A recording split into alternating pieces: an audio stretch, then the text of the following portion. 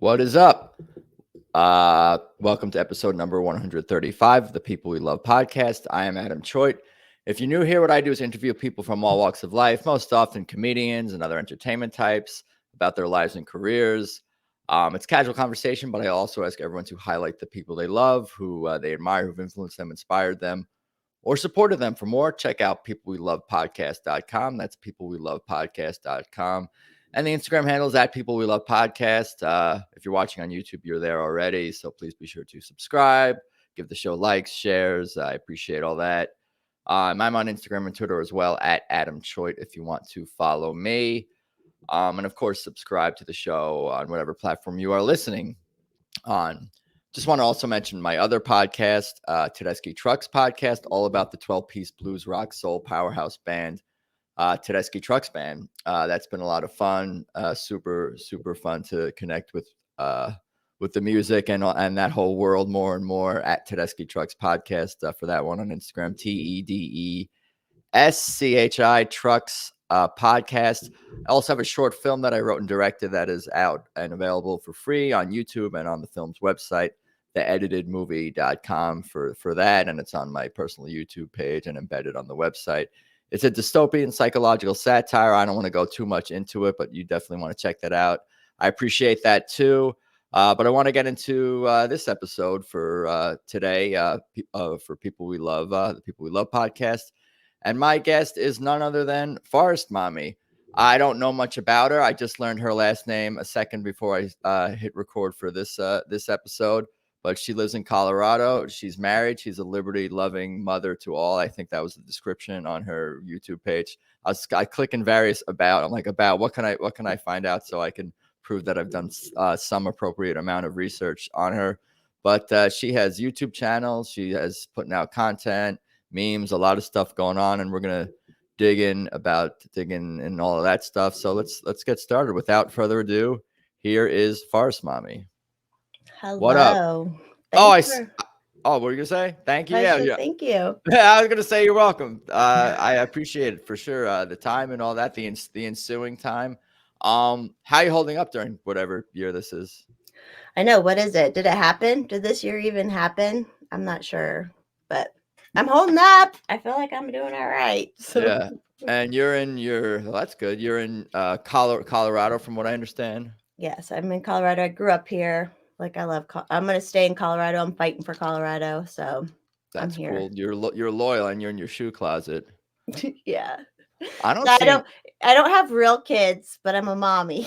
I don't know how to explain that. We can get into that, but I kind of gathered that was the case. You're a mommy to a lot of people, but not actual not real kids. But anyone could identify as anything these days, so you're all set. I always laugh because I try not to, because I'm totally not like that. But the whole mommy thing, especially when COVID started, like people needed someone, they needed someone to talk to and stuff. So we don't have to go in an exact chronological order because I already have like a lot of questions, the hamsters in the wheel, and because I was aware that you used to be Terminator Mommy before Forest Mommy. No, I was Forest Mommy first, and Forest Mommy got banned, and then I was Terminator Mommy, and that account got bigger. That was the biggest one, and then that one just got banned. So, from Twitter, you're saying? Yeah. Okay. So these were just different accounts, not necessarily like phases. But Forest Mommy was the first one. That was the first. I got you. It's been a year. That one got banned Christmas last year. So you're on that was your Christmas gift from the Twitter powers.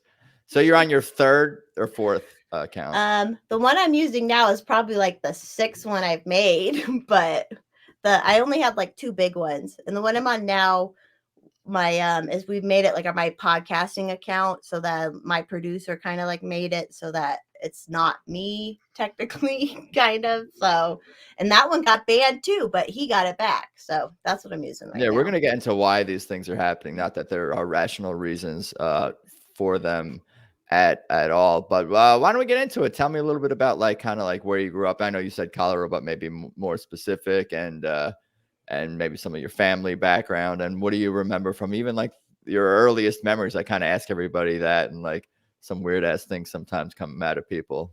But I'm kind of weird, a weird ass person, so that'll be fine. So my parents married. I was born in Chicago originally, but we moved to Colorado when I was really young. So I got to grow up in Colorado on 10 acres in a forest. So that's where the whole forest thing comes from. Is I grew up in a forest. We still have the property. I still take care of the property. Um, really, my parents were great. And the more that things have happened lately, I've been like, man, my parents were great. What did I ever complain about? Really? I have the same. Not sorry to go. You. I have the same exact like the feeling. Yeah, I mean, obviously, no one's perfect, and we object to some things about our upbringing. But yeah, I know what you mean. It's sudden like it's more like I'm glad I'm not. I'm glad my mom is not like that mom on TV or on Libs of TikTok or something like Right? that. Like, thank God. And I think my family used to hate me when I was younger because I moved out really young because I was very independent and like I was like, I'm out of here. Strong, independent woman, right? Because I'm a millennial and that was the whole thing. But then I think they appreciated that this last couple years. I'm totally dependent now. Like that went out, that's gone now. But like now I think my family appreciated the whole like freedom loving thing. And then we all kind of bonded over that during COVID. And an early memory of what makes me think I'm more liberty minded is I remember going to a Ross Perot rally with my parents in like 93 or whatever it was. So like they were kind of on that mindset. So That's cool. That's cool. yeah. Did you have siblings? You said Yeah, I'm the youngest of 4, youngest of four and and they're a girls, lot boys. older, the other ones, so, like, I'm just this weirdo at the end. Thank God. Sisters and brothers. Yeah, 2 older sisters and 1 older brother. Interesting. And you were much younger. So by the time you came around, um, this is my experience from talking to people who were the last child, and I'm one. The parents, they worry less about the last one, especially after maybe the fifth child. So did you get away with a Yeah, lot of there things, wasn't, or I was definitely more spoiled because 'cause they're boomer age in the '90s, so they got, more money through the '90s and stuff. There was less pressure on me for, like, because my sisters got married and started having kids when I was still in high school, basically. So, like, by the time there was none of that pressure because my parents already got that kinda stuff. So, um yeah, they're definitely different different parents to each kid. That's like and my sisters had a different upbringing. I got to grow up out in the country. They grew up in like Chicago, so we just all had different lives, that's what's interesting to me. where in And Colorado did you say you grew up? so it's an area called Larkspur, which is in Douglas County. So it's basically like halfway in between Denver and Colorado Springs on the Front Range. Yeah, you were gonna say something else. Uh You forget it'll come back an hour from yeah, now. Do probably you will. have a favorite of your siblings? Do you have a a power ranking? Does it change? Can they fluctuate? Like this week you're my favorite, and next week like so and so. No, we all had a very interesting relationship early on, so not really. But one sister still lives in Colorado, so I see her more now. But Yeah, um, families are fun. yeah, it's always a fun adventure. I was just glad that they were cool about the COVID stuff, so Th- that Yeah. was good. What about when you were in like elementary school? What kind of like kid were you? I mean, you said you became independent, but that was Uh, like a little later. yeah, What do you remember about like? Were you a I good was a student? tomboy. I was a Yeah. total tomboy. And my brother was 5 years, or he is 5 years older than me. So I would play with him and his friends more. And I was out in the country growing up. So I was just a crazy not crazy, but I was just a tomboy. And I was just getting hurt all the time and running out in the forest and doing all that kind of stuff. Really nature based. I'm still like nature is it. Like when you get to grow up in that stuff, it really like it sticks with you. So I was a good kid though. I was always a good kid. Always hung out more with adults. So when kids hang out with adults more, they're kind of a little like Yeah. old. They just are like more mature a little bit. But I don't know. I was I don't know how to explain me as a kid. I was just wild, Yeah. No but one's you're behaved. wild, but yeah, you Yeah, you knew where the line was, I guess, so to speak, or something like that. exactly. Well, Um, I didn't want to get in trouble because I definitely had strict parents too. So yeah.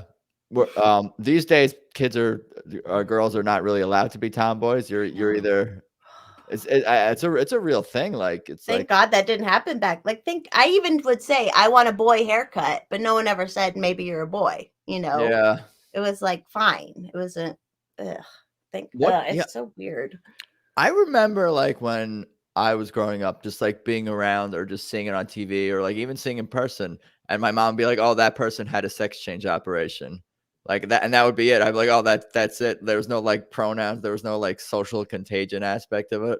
I was like, "Oh, that's kind of interesting," and then like we can move on with our life. I don't know, like there's definitely like some kind of social contagion Yeah, because aspect cross of it. dressers would just cross dress, like it was just a thing they did in their private time or whatever. Or someone down the street was like, "Oh, that guy's a little fruity," but now it's a whole, it definitely did change. Like, weird. The pushing it. Why you got to push it on people from either end, right? Like, I don't know.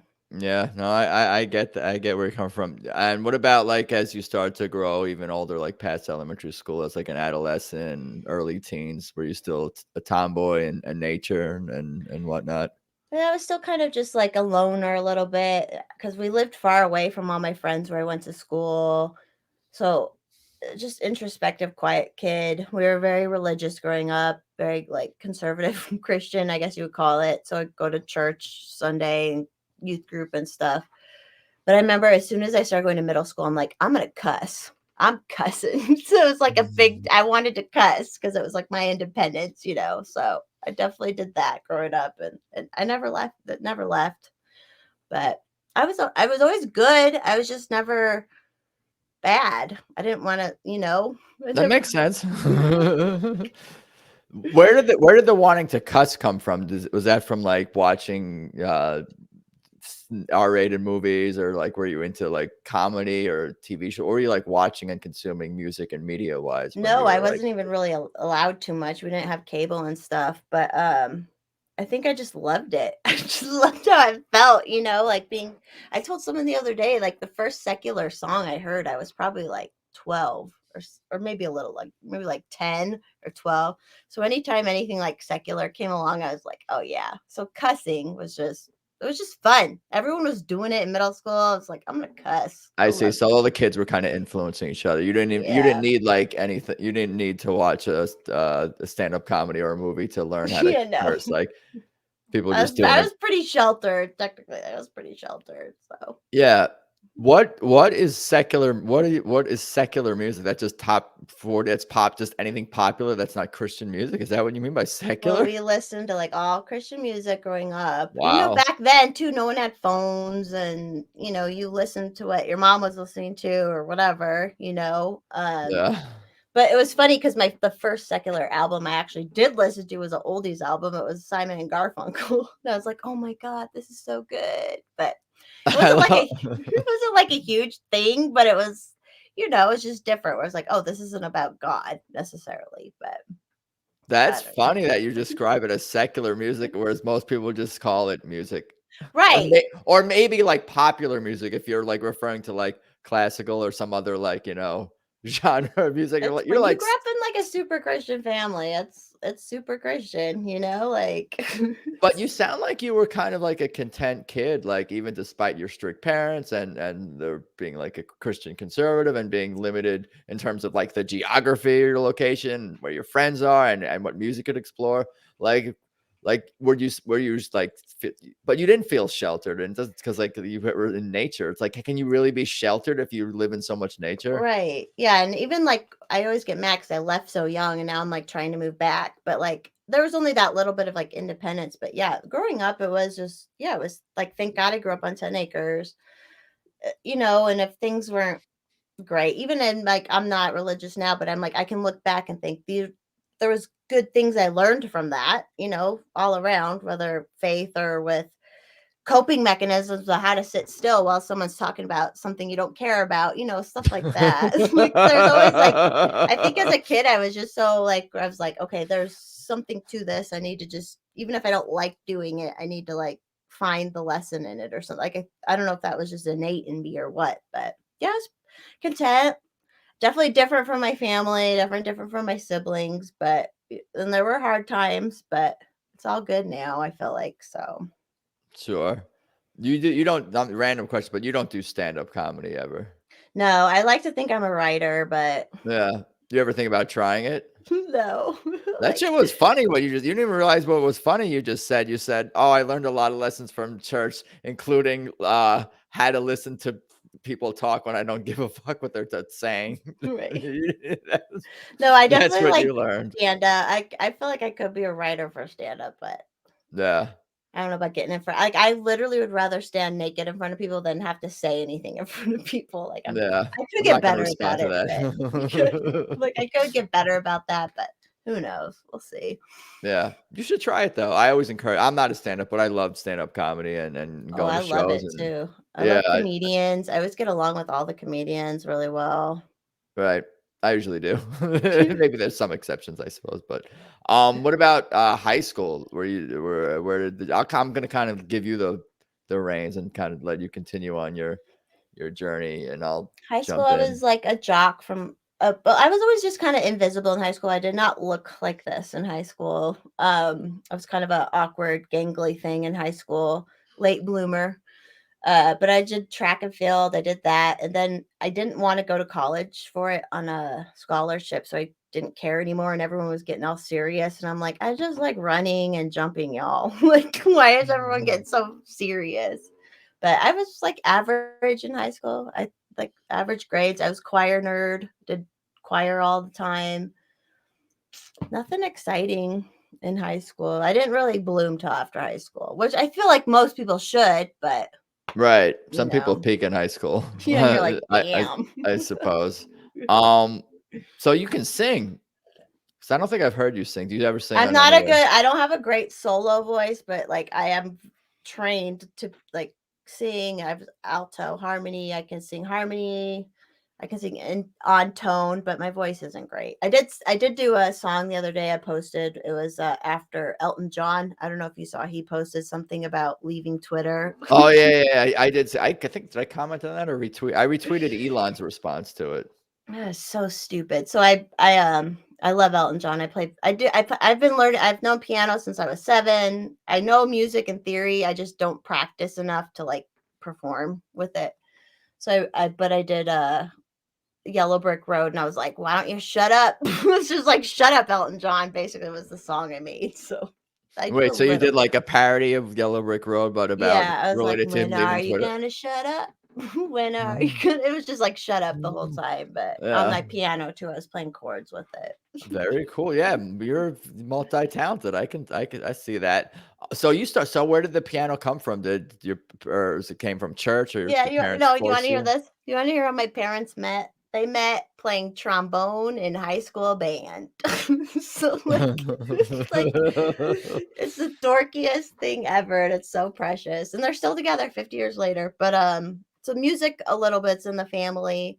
When I was 7, I was like, "I wanna learn how to play piano." When you learn to play piano, you learn how to read music, basically, so I've always known how to read music, always loved singing. I did choir from, like, 6th through 12th grade. I can play piano, I can play guitar, I can do trombone as well, but I just never practiced. I don't like I'm definitely a millennial generation where I excuse it where I'm like, I don't have attention span or like I don't do good at first, so then I'm like I give up on it. But yeah, I know a ton about music. I can do a ton with music. I can make songs a little bit, but I don't I don't know. It's never good enough, so I just get mad at it, I guess you could say. I And just then learned. give up. I think I just learned a lot. But it sounds like you have a natural talent, which is cool. Do you have a trombone in that closet right now? No, not here at this house. It's at the so I live between 2 houses right now too, which is silly, but the trombone's at my childhood home. And my I think my nephew actually has it right now because he was playing it too. So Yeah. little I was gonna make family. I was gonna make such a dad joke right there because I'm not really a dad joke person, but I almost couldn't. I was gonna say you're like I live between two houses, and I was gonna be like, why don't you choose to live inside one of them? That would have been a Um, great. That's a good dad joke. I cou- I couldn't help myself.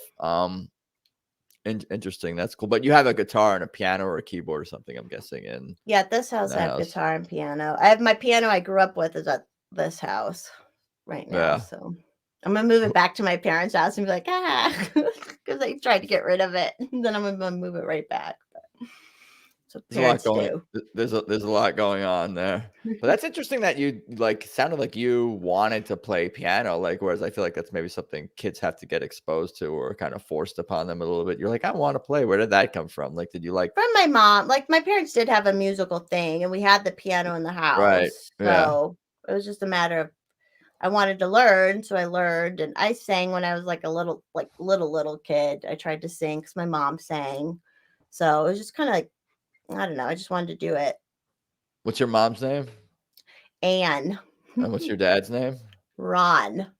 Who are you more who what personality traits do you get from each one? That's a hard question to answer. I I'm wonder what definitely more I'm like my dad, definitely, because he's goofy and silly, and I'm very goofy and like my dad is the funny. My dad, like talk about dad jokes. My dad was like a dad joke connoisseur all our life, and everyone always loved him because he was super funny and silly. And I think I'm pretty super goofy. Like I don't care if people make fun of me. You know what I mean? Like if I'm funny, great. If not, whatever. You know. So I'm Were definitely you more like my always dad. were you always that way in terms of, like, not caring if people make fun of you? I Probably for most of my life. But there's Yeah. a couple years, middle school is always hard. But other than that, I would say most of my life's been like, yeah, because I didn't even care what like my family thought about me and whatever. I was like, I'm doing my own thing, deal with it. So They trained you, and I think being around a bigger family, maybe even or at least some of the time, like, maybe that was you built up that tolerance to, the world. A cruel, sometimes cruel world. it was, yeah, it was very cruel. That's the thing about like kids today. I'm like, they need to be bullying has to happen for a little bit so that kids realize it's more about the person who's making fun of you, right? Like you learn, like you look, gotta learn that shit now, but everything's so weird. Could you imagine growing up right now? Like, No, it's crazy. I mean, the thing is, like, I guess what you wanna do is not experience any negative emotion ever, and you by doing that, in order to do that, you take, I guess, like, pills or, like, prescription medications, or you change your gender if you're not happy for a few days or something like that. Like, I'm talking about, like, crazy stuff, like, with kids, like, it's they've been just putting strange. them on like antidepressants because I don't know how old you are. I'm almost 39, but like I remember the Ritalin stuff started in my middle school, and then Yeah. like and then they're just throwing everybody on antidepressants. I'm like, if a kid is depressed, there might be other options than just throwing it on like a drug or something. But what do I know? You I know, feel like I don't know. I'm not judging any you or anyone. I mean, I don't know like what your history with any of this stuff, but like I feel like most people I know are on like something or have something that are like, and it's I guess it's sometimes hard to know how legit. Like you don't want to question someone's what mental issues or whatever they're dealing with.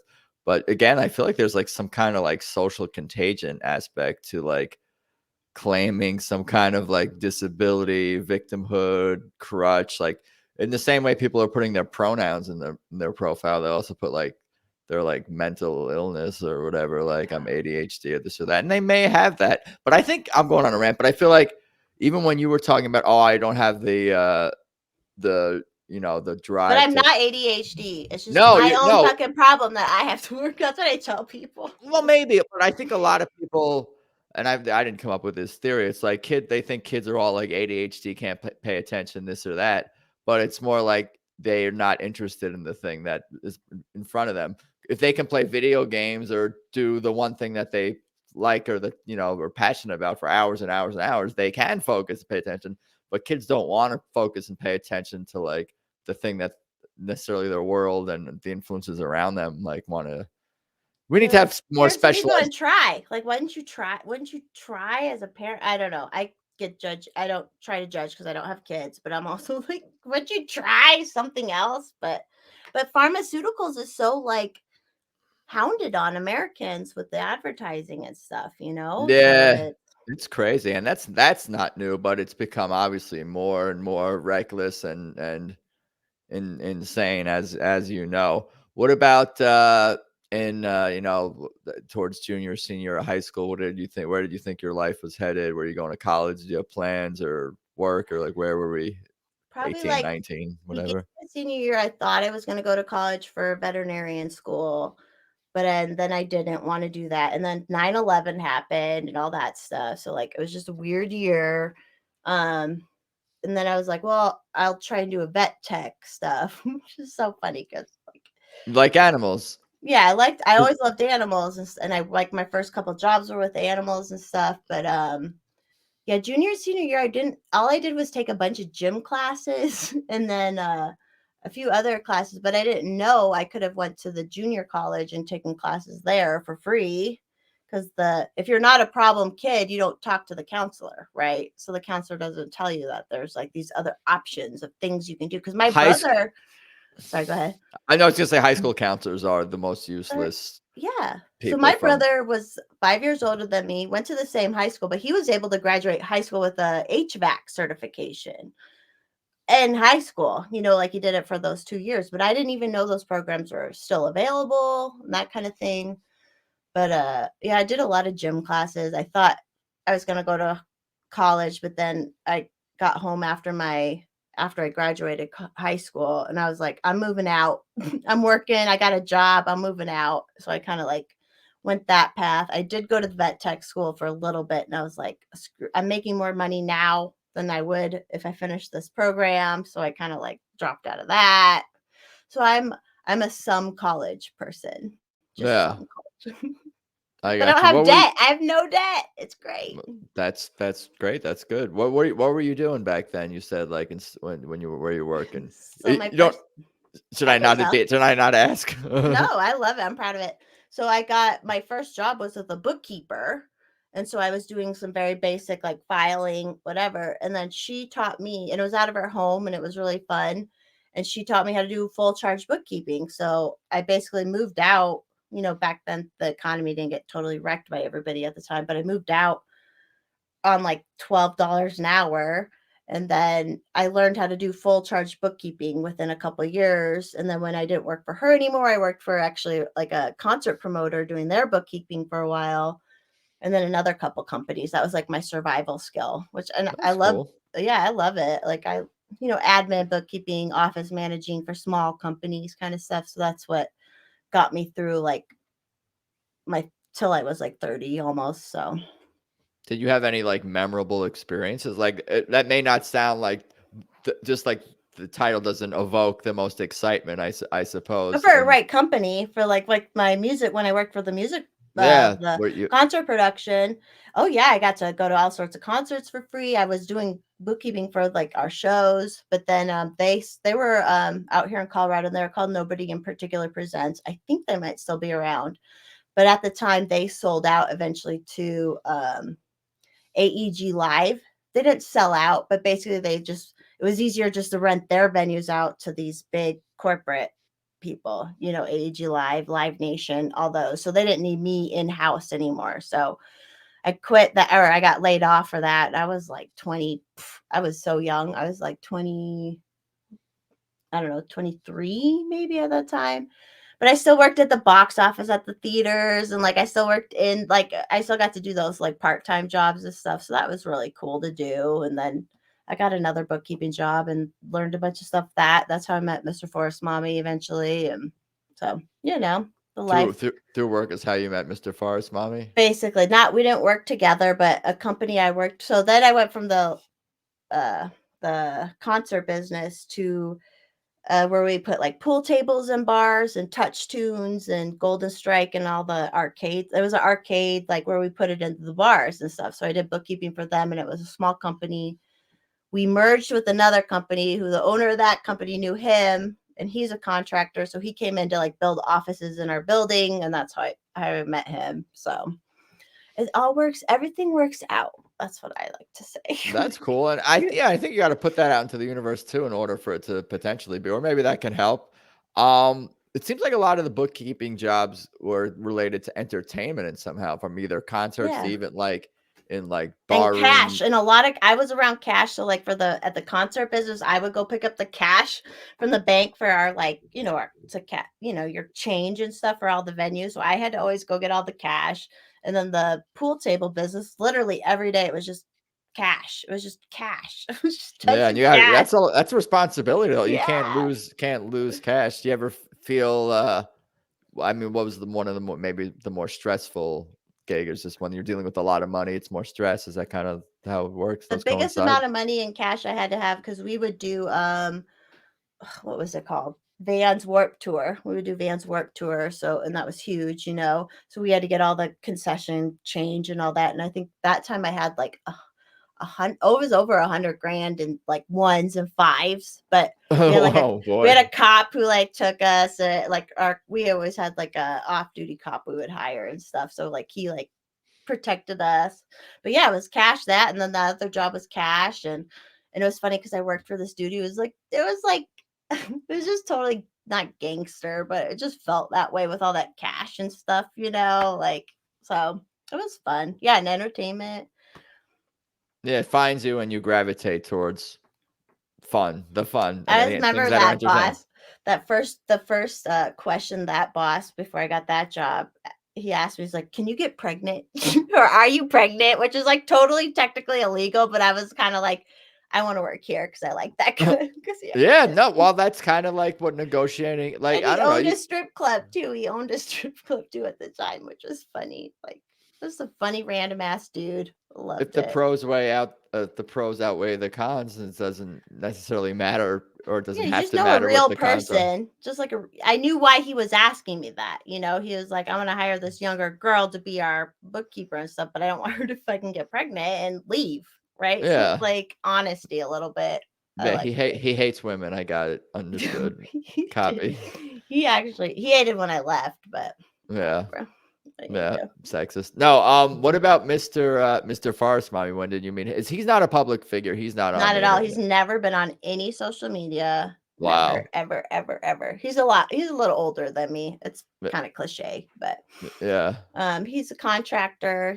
He's done construction. He used to be a firefighter and had to retire early because it was a federal facility that got shut down. So he's always just like been blessed and He stuff. exists in a totally different universe than you in terms of like your online presence Oh and yeah. all that. Like when I But have my forest mommy parties, I'm like, they're all like, it's just funny, you know, it's one of those things that works.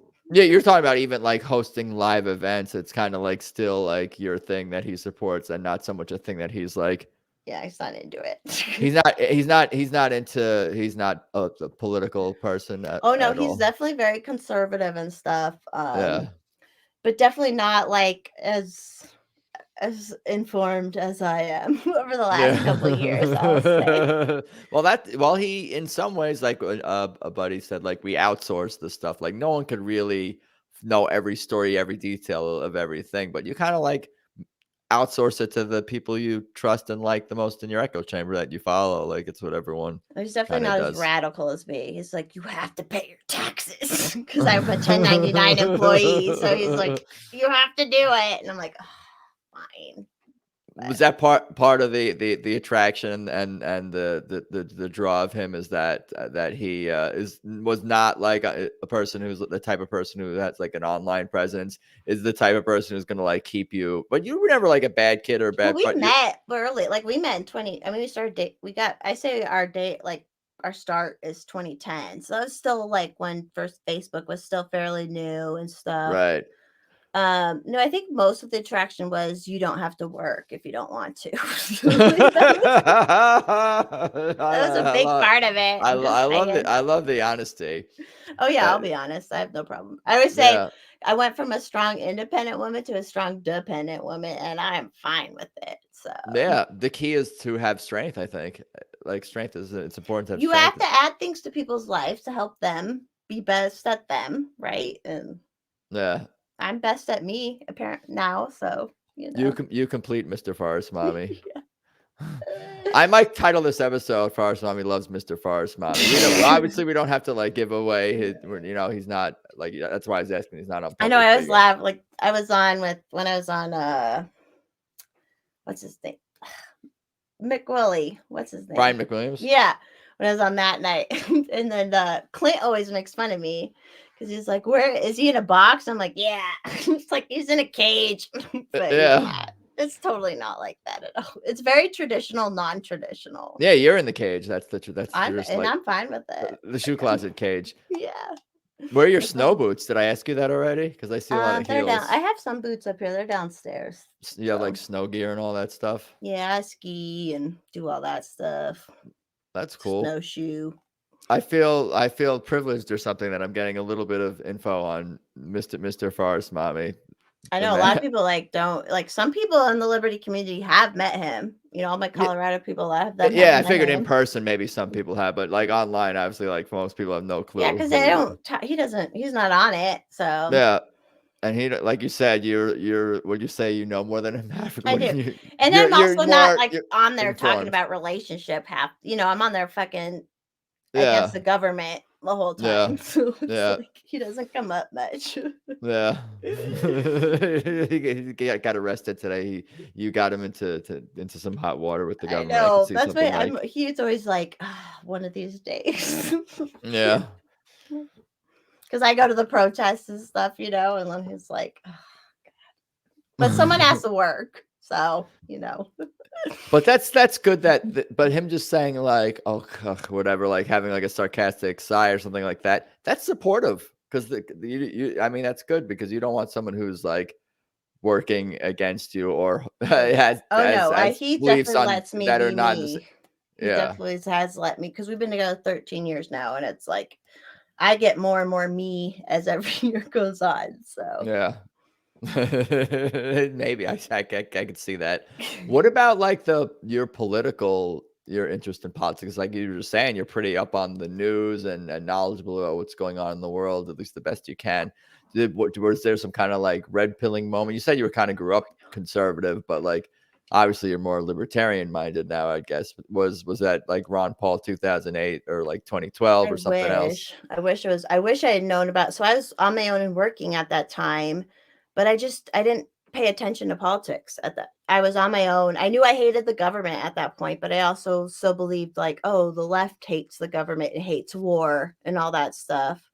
But that wasn't true. And then 2008 the DNC was out here in Denver. So I didn't go to it, but like I was hanging around with all that stuff. So I was like in Obama, the change and stuff, but I didn't know. I didn't know. Like you don't know what you don't know. And I didn't pay Right. attention.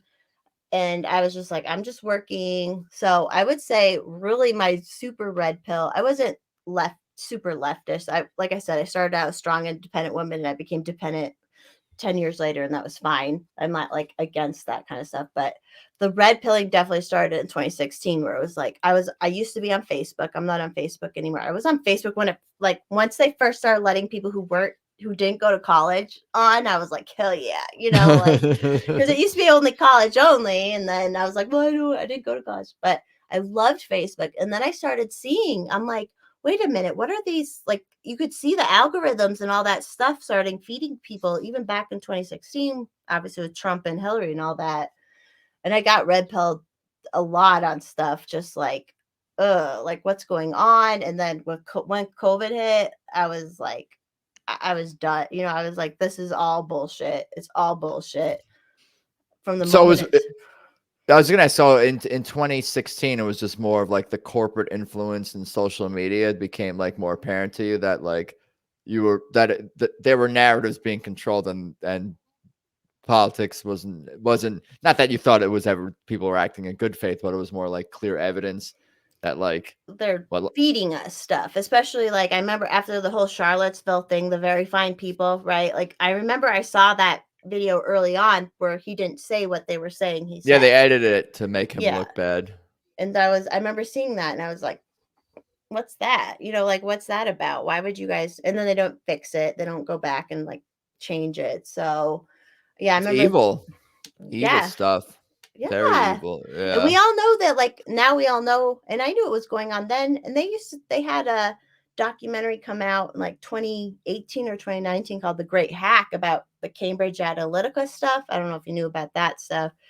But it was basically what Facebook and everything does for the government directly now. What Twitter was doing, what we found out recently, what Twitter was like it's all this stuff it's been going on forever where they just yeah. want to brainwash people and And since 2016, it's gotten even more overtly political. Like I've seen the replies on the Twitter stuff, like saying, yeah, let's see what Facebook and Instagram and Google and YouTube are all up to. And like those are even some of the most over the top platforms in terms of censorship, algorithms, and shadow banning, and just all kinds of campaigns, like the whole, even back then, and the supposedly the whole lock her up and a couple other those terms were like paid for campaigns, which we all figure, but it's all fucked up now. That's why I like Twitter once I got on Twitter, because I felt like Twitter wasn't feeding me things, even though they were censoring, which we find out now. I'm like, well, which we knew, but like, I'm like, we still found all this info, even though they were censoring us and feeding us some stuff, Yeah, they could I don't know control your history completely they at all, but no, yeah. Well, for me, like I was like how kind of like you were describing, like not apolitical, but like had a little clue what was going on, but didn't know what they didn't know, and then like basically just kind of discovering Ron Paul in 2012, and kind of like through a lot of how the media and the corporate media handled his campaign was my red pilling. Really, it's like, oh, they would show like, this is who's in first place in the poll, this is who's in second place, and this is who's in fourth place. Or like, they would skip like Ron Paul being in second place or third place. They wouldn't even like say his name. They would either like ignore him, slander him. I think that was pretty much the and he was Republican at the time running, wasn't right. he? And he was and he was a Republican who was saying things that Republicans were getting upset about. And then he was saying things that Democrats would agree with, but also get upset about. Like it made me like believe that, oh, this person's at least being honest. And then seeing how honest he was, I'm like, oh, wait a minute. All these other people are not even being honest. They're all robotic suits for the military industrial complex, which was the term I didn't know and never heard before, Ron Paul. So that was kind of like, he would, the guy would talk about things other people wouldn't, other politicians wouldn't. He'd piss off both sides. And then the media would treat him like crap or ignore him. So I'm like, wait a minute. I think there's a narrative that's trying to be controlled, and everyone's full of shit and the world is upside down, and yes is no and no is yes, and Patriot Act is not, the bill, whatever the bill's called, it's doing the opposite of whatever it's called, all the stuff. God bless Ron Paul. Yeah. God bless that man. I remember. Oh, sorry. Go ahead. No, I was going to ask if you were you at the convention in Reno, the Libertarian, the National Not Convention? This year. I didn't. Yeah. No. Have you ever seen Ron Paul live speak or? Yeah. Was it good? Of course. Yeah. It was like, I describe it like as seeing like an older veteran musician kind of like do his thing. Maybe he's not like peak whatever, but you can see that it still kind of just like flows out of him, like the knowledge. So many people that like there are still people who are so excited from 2008, so like he obviously had a very strong like impression on people. Yeah, no, for sure. What were you gonna say? It was about Ron Paul. I forget. Sorry. It's all good. So 2016, and you started to get into politics, more and more interested in red pilled. Did you become like an activist? Did you become a libertarian? Where did kind of like your political journey go from 2016 to the ensuing years? More just whatever, because I had a pretty good life and didn't have to worry about stuff. And then right before COVID, when I was still on Facebook, I remember I had gotten added to like a liberty anarchist kind of Twitter sphere or not Twitter, but liberty anarchist on Facebook. So I started following some people, and just, just the like, sometimes you need to have someone just tell you, hey, yeah, the government is screwing with you. Like the government is screwing with you and they're wrong, and I saw people say that. And then, but once COVID hit, I got off Facebook and then I got on Twitter. And then like all I had to do was say what I knew was wrong. And it wasn't even politically motivated. I wasn't even involved with the LP or the MC or anything. It was just, I was just saying how I felt, Did you have a following at that point? This was 2020?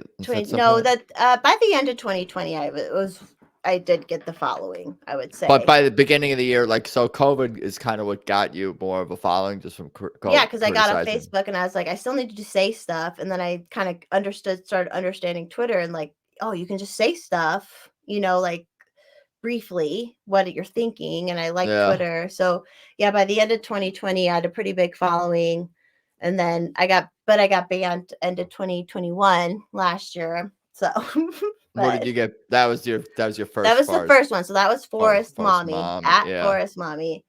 Technically, so technically, what I think got me banned. They still haven't said exactly what got me banned. I put a picture in my profile picture, which I had used before earlier in the year or at the past, and it's an artistic nude. So, but Yeah. you can't have anything in profile pictures or headers. You can post fucking full on porn, but you can't have that in your profile or any nude in your profile picture, which I kind of get because it would be dick pics. It would be all dick pics. Let's face it, right? Yeah, because you don't have to be maybe it has something to do with because if you can see people's profile pictures if you don't have an account, like Yeah, if so that's that sort I of more got public. it, but then like just tell me that I'll just change the picture, but they didn't even give me that option. So that one got banned, but I had made another one before then. And that's the Desert Daddy, but was Terminator Mommy. Which do you know who made me Terminator Mommy? He was in the Twitter files. He was in the first Twitter files drop. He was this guy named Guy Squigs, and he's trying to get his account back. I'm gonna have him on my podcast too, but he basically like made that Terminator Mommy pick, and I was like, oh yeah, I love that. So, but everyone still called me Forest Mommy, but obviously you didn't really know me then as Forest Mommy because you didn't know me before. But it's so dumb. It's so stupid. Like I'm like, it's so dorky what I have to talk about with people. So I'm like, yeah, I got banned. I got banned off of Twitter. That's cool. I don't know. I got a what did I post? I've tried to post something on Instagram this past week as a story, and I got like a warning, and it took it down. It was a meme about healthcare. It was in Tom Woods' newsletter. He posted like a meme, and it was like in the USA, like here's my medical bill, or I need treatment, and in USA it's $58,000. Oh, in the UK it's you can get your treatment in 72 months, and then in Canada, it's like we're going to kill you now or something like I that. know what's going on. It was way more like I don't know. It was well articulate. I should pull it up. But yeah, I tried to post that as an Instagram story, and they're like, "This was taken down for inappropriate." And I'm they're like, "If you, surprised I'm still on Instagram. I'm surprised. yeah, it seems. I think on Instagram almost seems more. I guess I don't know what term they take down in terms of like politically charged content that challenges the Quotes. establishment. Everything I get, like, if I have, like, a quote from Aristotle or anything, they're like, we don't know for sure if this was a quote." Like, that's what I always get. Wow, wow, yeah, But I've that's blown intense. up on Twitter because when I got off of Twitter on Instagram, I got back on Instagram, and all my lame ass old friends had unfollowed me by then. So now all the cool people are following me. So like Instagram, I've been trying to be on Instagram too, but I get that. That's why like I had a Facebook account like after the the college rule or whatever as well. And I guess in 20 maybe it was 2018 or something, I got or 19, I got hacked and the account like got like disabled basically. I'm not even sure what exactly happened. I got like some weird ass charges and I lost the account and like all my friends, all my Facebook friends. But and then I was like, oh, this is annoying. I lost all this stuff and whatever, like everything associated with an account, a social media account. But then like it was I got kind of like pictures. yeah, it felt very cleansing though. Like shortly thereafter, and I was like, oh, I get like this fresh start. Like I don't need to like be friends with everyone I worked with for 1 week 10 years ago. Right. Yeah, there's all sorts of Facebook Who connections really that were likes like, me? yeah, once I actually got doxxed right as COVID happened through Facebook. So then I just like nixed my Facebook, and I was getting banned all the time on Facebook anyways. So I just like nixed it.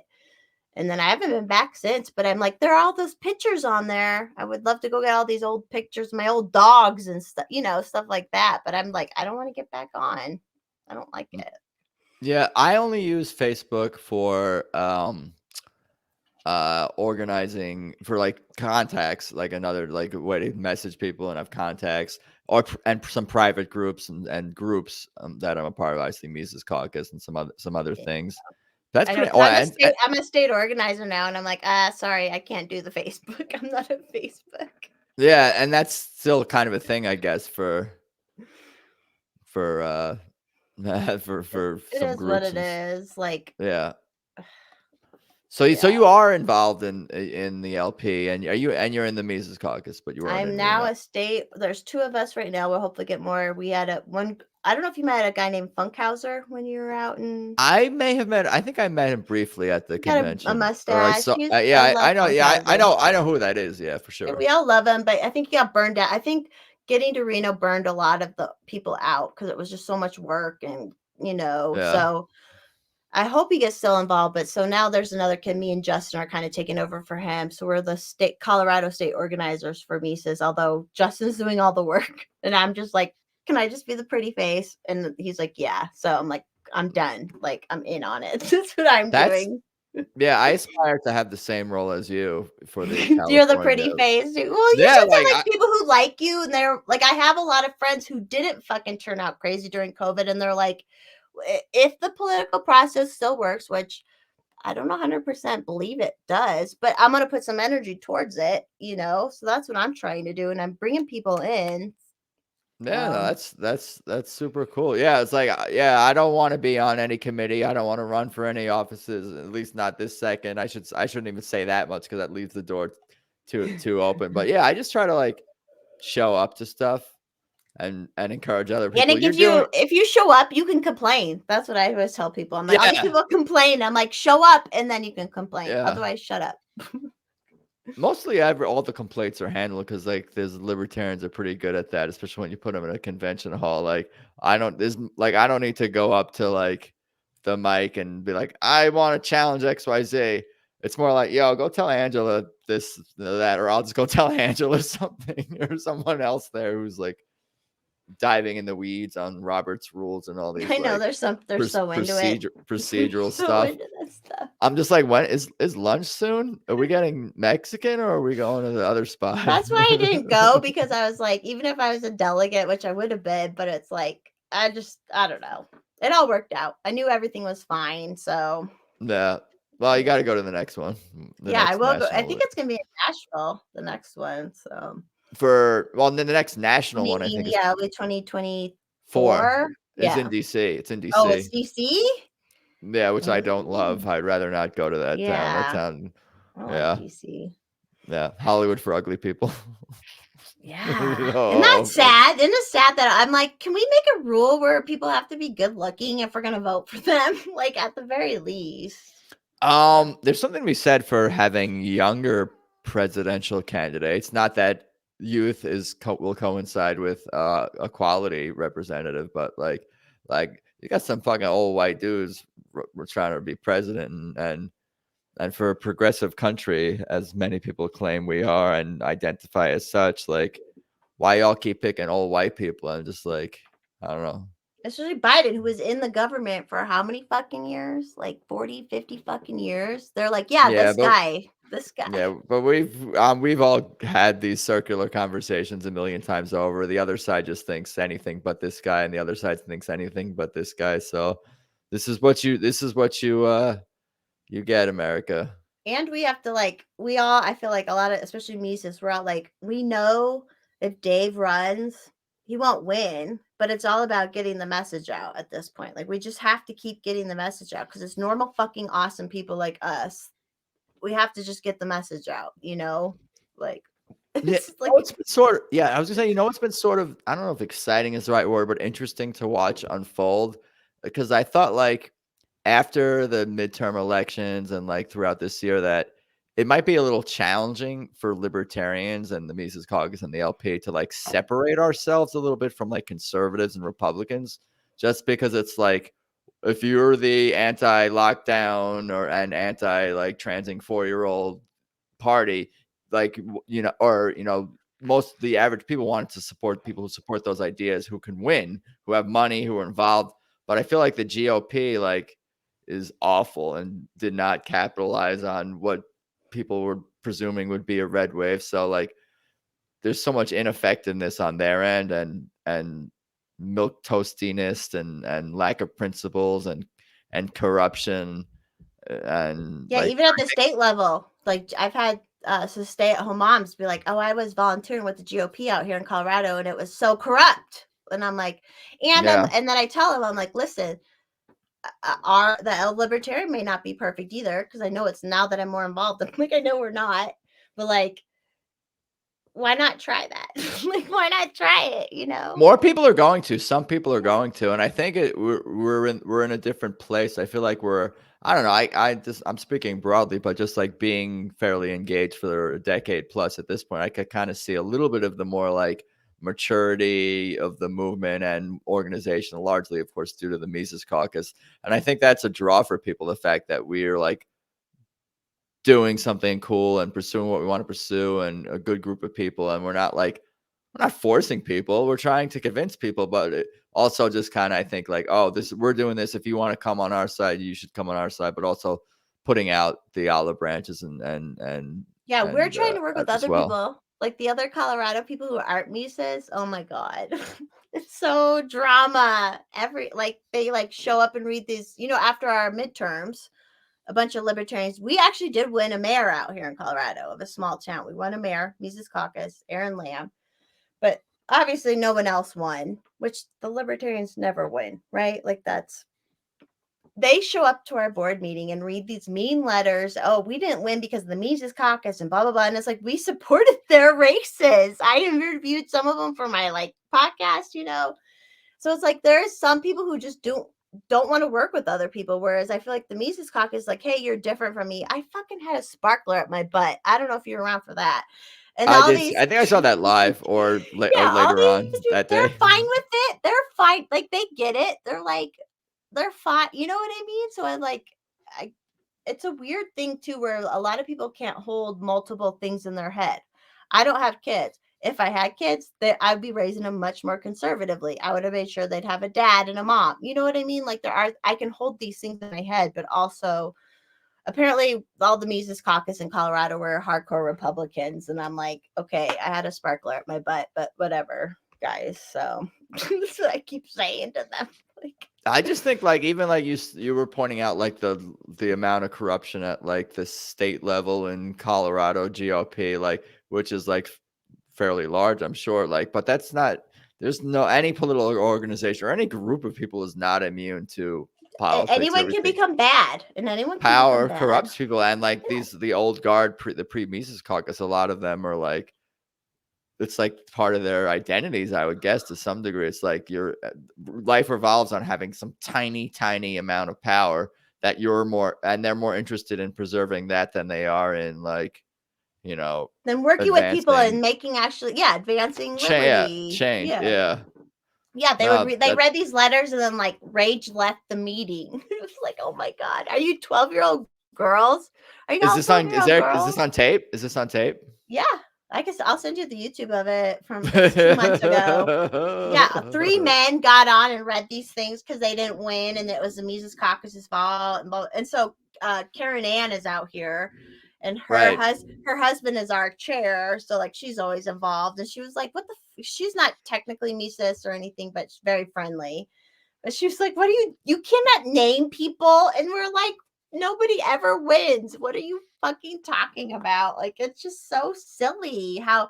And then this lady's like, "I make 6 figures for marketing, so I should be able to message the Colorado." And it's like, listen, lady, no one ever likes hearing I make 6 figures. Like, if you can't even market yourself, like by Yeah. saying that, so it's just all in Colorado. We have a lot to clean up. Once Mises took over, like, we have a lot to clean up still, even since last year. So it is what it is. But I think I'm positive about it. Everyone's so like into it, which I love. So sorry, we're going Yeah, no, long. Are you good? it's what's up? Are you? I can go forever. So No, you're no, good.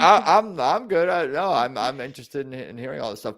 I'm curious, like, who are your? I mean, probably it's the same people that I kind of follow, podcasters and thought leaders, so to speak. Who are your favorite, like, uh people that you follow out there? Like, you've already mentioned Dave and Brian Yeah. McWilliams, but Well, Robbie the Fire is my favorite. Robbie's my yeah, favorite for sure. I love Robbie, and he's like so smart. And he's so much smarter than Dave. I love Dave too. Dave is the face, but Robbie's super smart.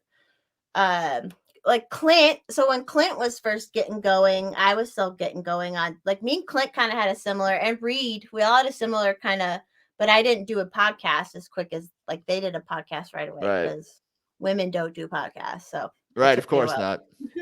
I always laugh when they women talk more, and I'm like, podcasting is all men, but whatever. But the women don't know how to work the computers and the machinery to record Well, that's the why I have podcast. my producer. There you go. Right. Codependent or dependent. Well, he like I have a producer, Paul. He came out of the woodwork. Or I was on Chrissy Mayer one time, one of her. Yeah, I've been following her more and more. She's She's hilarious. amazing. How do we get her in like the Mises caught? Like my whole I thing think is she like would be. I think she would be. I think one I'm jumping all over the place, but I feel like once Dave or once like candidates start to present themselves, like we can start to get like endorsements, and like endorsements essentially is like some kind of support. Like I'm all for like the messaging at national for the issue coalitions and for winning obviously local as part of the Mises strategy to try to win at local, Yeah, local's what it's all about, man. sheriff, school board, city council, all that stuff. But I think we need to harpoon more celebrities. Like that's kind of like what I would love to do, and I think we'll get there once like we get endorsements. Look, and I got noticed by Chrissy, and like they invited me, so there are all these people. They reached out to you, like she reached out to you just kind of like randomly. Yeah, I've been on Simcast 3 times now, I think, and then like one time was when Hotep Jesus was on, and then Hotep Jesus came on my show. It's like there's all these connections you can. That's why I love Twitter. That's why I love Twitter. Yeah, because like you can make all these connections that are like. Great. Yeah, the Liberty people are way better at Twitter than everyone else who just like gets mad at the platform, like for dumb reasons or just like cries about stupid. Like if you're Dan Smott said, if you're not having fun on Twitter, you're doing it wrong. Yeah, I love Dan Smott. He's so talented too. I love Dan. Yeah, like that's the whole, and that's what I said before too. Like with all this censoring that was going on, all of us found each other through Twitter one way or another, and we all with COVID shit, we all found the information because they were saying don't look stuff up, and they were censoring shit. But a lot of us found the information that was correct from the very beginning. You know what I mean? So I'm like, there's something connecting with all of us. I think so, and it's not like the difference between like now and like for me in 2012 was like it was kind of like emotional to like become like red pilled and change my whole worldview. It was like kind of intense, like realizing that up is down and down is up, and people who you trust you should not trust, and all of that stuff. But it was mostly an online thing. I felt like other than like the one or two people maybe I was able to connect with in LA, but not really see all that much. I did meet Angela fairly shortly after. I know, and then she moved. Right, but that's obviously more recent. She was in LA most of the time, but she was kicking ass.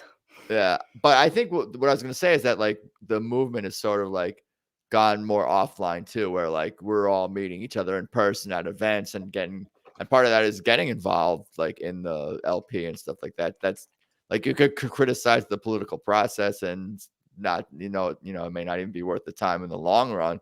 But the fact that like people are meeting in person, that can lead to all sorts of other connections. Yeah, we started a PAC out here for a little while. I had to shut it down, but we because when they were doing the mandates for nurses and stuff, like we started a PAC to try and fight it, but it just didn't go anywhere because it's hard to get people to donate. I'm not good at fundraising except for my sparkler video, but other than that, I'm not good at fundraising. But yeah, it's and when COVID first hit, my first Forest Mommy like meetup was October 2020 out here.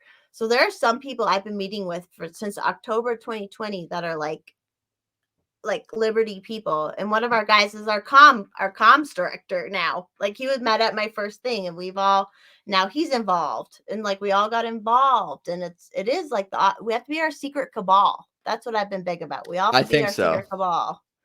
Yeah. We do. I don't even know if it has to be a secret. It just has to keep going forward for sure. Well, I feel like I've taken up a lot of your time. I definitely appreciate it. You know what I also ask everyone? I always ask if anyone how they feel about ghosts and aliens, real, not real, any personal experience with either, UFOs included in there. I hope aliens are real, and I feel like ghosts should be real. I haven't had experiences though, so yeah. I Yeah, hope. anyone ever tell you stories where like, because I feel like some people tell me stories and I get like goosebumps just from listening to them. Because I do kind of like believe some people. I've come around a little more on that. Yeah, my brother told me one story one time where I was like, oh, like he said someone worked on someone on a car accident, but that person was already dead. Or I don't like in a neighborhood kind of thing. So yeah, I definitely believe like I don't know. Our spirits What? I feel like our spirits are like big, they have to do something. They have to Yeah, there's a like lot of energy in the universe that you can't see, and or that one can't see. Who knows what the hell's really going who out there? knows. Why do you say ghosts should exist? I think that's what you said. Yeah, so that shit because it's like we're all these spirits in these we're in these meat bags, right? But we're all like a spirit. Like where does that energy go? And since I'm not I just can't I believe people believe in the whole Jesus and heaven thing. I believe they believe it. I just never been able to. But I still feel like we're a power or something and we have to like Yeah, there's something that has to happen. I don't know. I'm okay with yeah. saying I don't know, you know.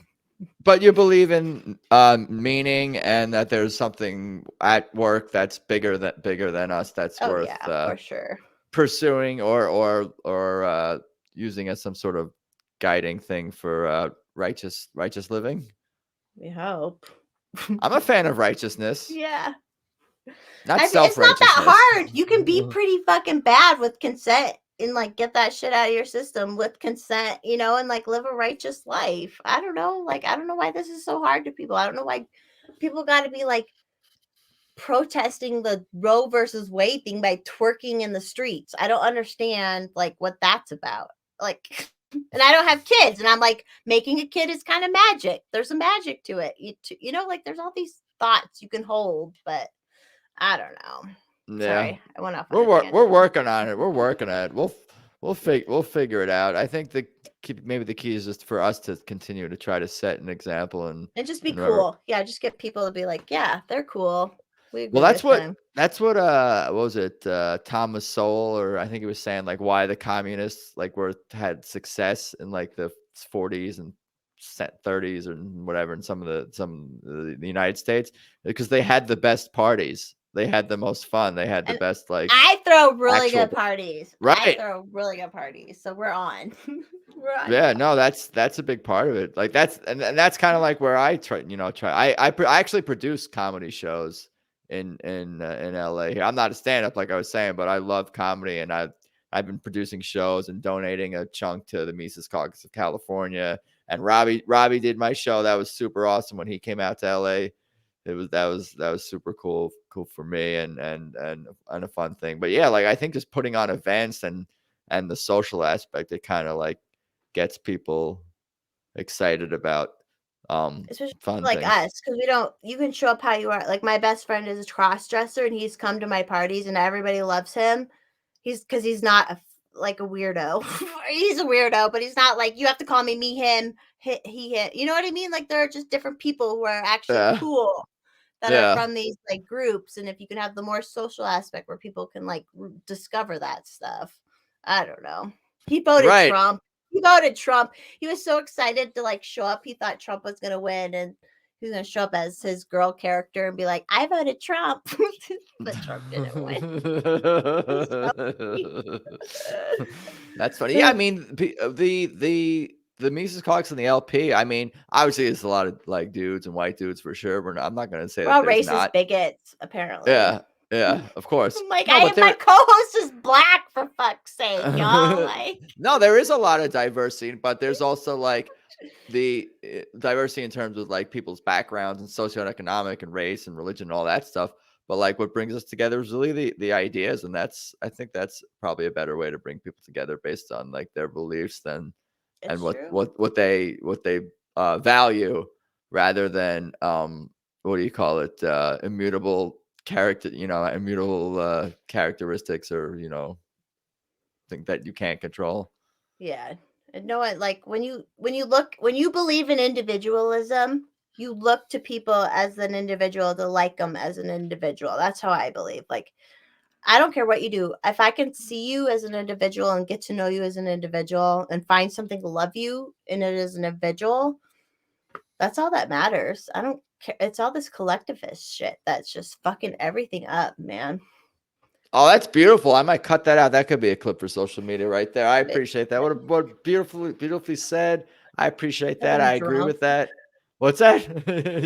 As I'm a little tipsy, I said, but No, but that's perfect.